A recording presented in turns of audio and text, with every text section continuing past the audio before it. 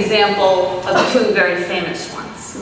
Norman's attention to realistic detail and his reputation as a perfectionist allowed him to illustrate 300 post covers.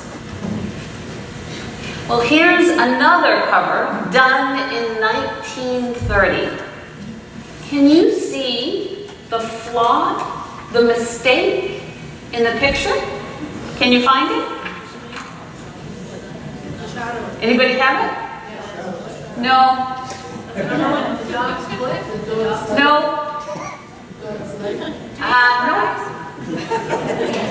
Do you win a prize? I should have. I wish I thought of that. I'll pray for you after worship. How's that?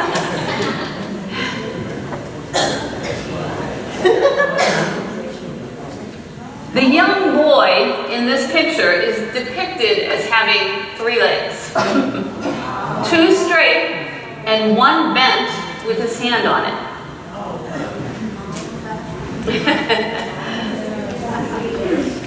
Well, over time, gazing too intently at ourselves or others, sometimes we can begin to only see the imperfections.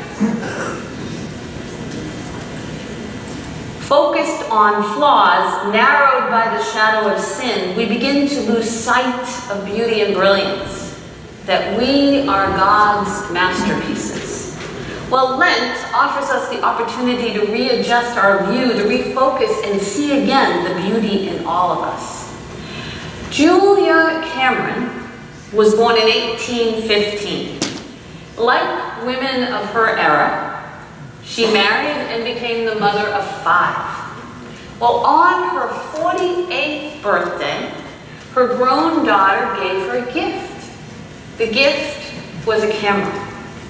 6 months later, Julia applied to join the Photographic Society of London as the first woman, an unheard of thing in the Victorian era. But Julia was brave. She began to take and develop photos. The one on this screen was taken early in her career, and she saw this photo as her first success. Julia was an artist, a visionary. She saw her work as artistic expression, yet until the point that Julia broke into photography, photography had always been considered a science. But Julia allowed herself to embrace and convey what she called a mix of the real and the ideal. The real and the ideal.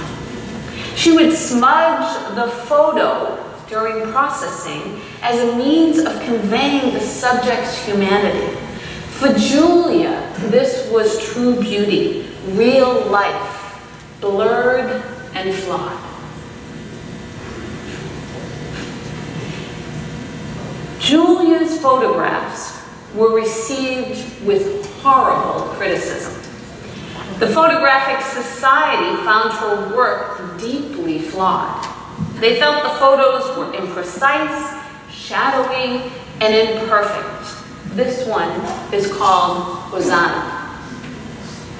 But Julia endured the critics' comments. After all, there will always be critics. And she continued to develop her art. No matter how she staged her photos, she ensured that there were always a flaw. Julia's work transformed photography, and through her efforts, her bravery, and vulnerability, others began to see that photography was not a science to be perfected, but an art form to be admired. In the story this morning, Jesus heals the sight of a blind man, but not on his first attempt. Rather, it takes more than one try. For us to heal, to see things clearly and godly, it will take effort as well.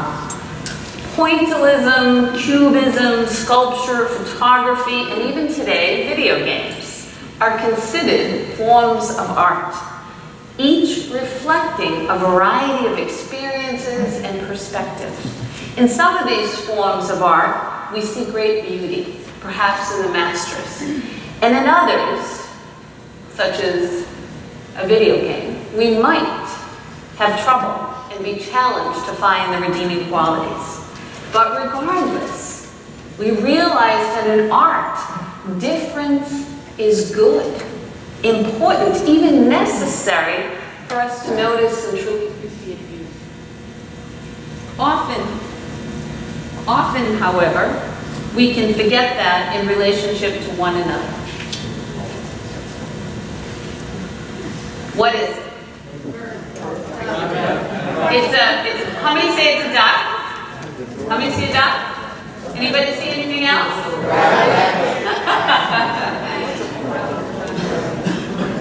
Bunny. Well, both of you, of course, are right. It is both a duck and a rabbit. But you just see things at first from different angles, perspectives, and views. If we try, though, we might be able to see the other's perspective. At times, our perspective may simply be incorrect. Our brain, our experience can convince us of something that may not be true. This picture is not moving, even though it may appear to be. Well, many years after Norman Rockwell's cover had been published, it was pointed out to him his mistake. He reacted with shame, embarrassment, and self-condemnation. When critics pointed out the mistakes in Julia Cameron's photos, she reacted by aiding them in seeing the beauty in human flaws. Like Julia, as people of faith, we are to hold the real and the ideal. If we are vulnerable, able to admit and embrace our own humanity, Jesus offers the gift of sight. But like the blind man, we may need community to guide us. When we can no longer see our beauty, our gifts, our godliness, the possibility of miracles in our lives or in the lives of others, we need help. We need the help of one another. This is Michelangelo's Savior of the World. This also was considered to be a mistake. But I don't see it. In the story this morning, the blind man is brought to Jesus by a group of people. For someone blind to be led to places unknown into the unfamiliar takes great courage. To be vulnerable, to be led, not hiding our imperfections for fear of judgment or condemnation, provides the canvas for God's healing. We need one another to guide each other when we cannot see. We need to remind one another of the gift we all are and how our lives matter deeply. Taking time in Lent to begin to see the splendor in ourselves and others is a godly act, an act of healing.